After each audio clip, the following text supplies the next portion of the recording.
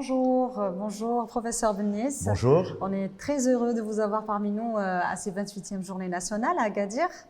Et c'est le plaisir de vous avoir, comme à l'accoutumée, auprès de l'AMCAR. Merci beaucoup. Donc moi, j'avais envie de vous poser une question sur les grands essais de cette année. 2021 a été une année très riche et on a eu un super beau congrès européen de cardiologie qui s'est terminé il y a une semaine et il y a vraiment des coups de cœur. Une des premières études qui était très attendue, c'est l'étude Emperor Preserved. C'est une étude dont on a eu déjà un communiqué qui était positif et on attendait énormément les résultats. Et pour la première fois dans l'histoire, on a un essai qui est positif sur l'insuffisance cardiaque à fonction systolique préservée. On a pratiquement pris le même design de l'Emperor Reduced. On a pris des patients qui ont une fraction d'éjection plus de 40%.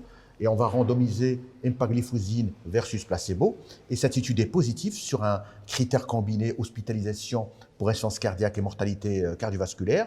Ce critère diminue de 21% et il est essentiellement drivé par la baisse de l'insuffisance cardiaque de 29%, alors que la baisse de la mortalité cardiovasculaire n'est pas significative.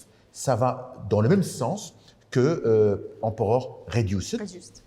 Et il y a eu une belle intervention du professeur Parker qui a essayé de voir Emperor Pooled et qui a été essentiellement sur la fonction rénale.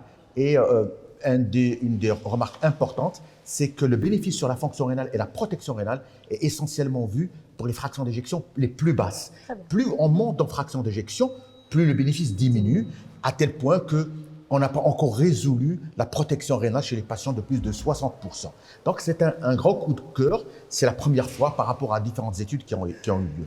Et pour l'étude MasterDAPT, juste avant de conclure? Alors MasterDAPT, c'est une étude qui a été faite chez les patients à haut risque hémorragique. Vous le savez très bien, aujourd'hui, on pense beaucoup à ces patients qui ont un surrisque hémorragique et elle a pris des patients qui on a randomisé en deux groupes. Un groupe chez qui on va mettre un traitement pendant uniquement un mois par rapport à un groupe de 12 mois. Oui. Un mois de traitement biplaquettaire, puis on passe à un traitement monoplaquettaire versus un traitement de 12 mois.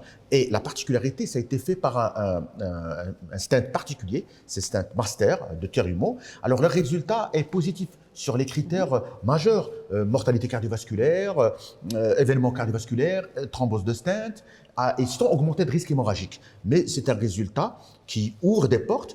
Il n'est applicable que sur une population particulière, ce sont des populations à haut risque hémorragique, et avec ce stent-là. Donc on ne peut pas faire l'extrapolation sur l'ensemble des données. Très bien, merci beaucoup, merci à l'assistance et bon congrès à tous. Merci à vous. Merci.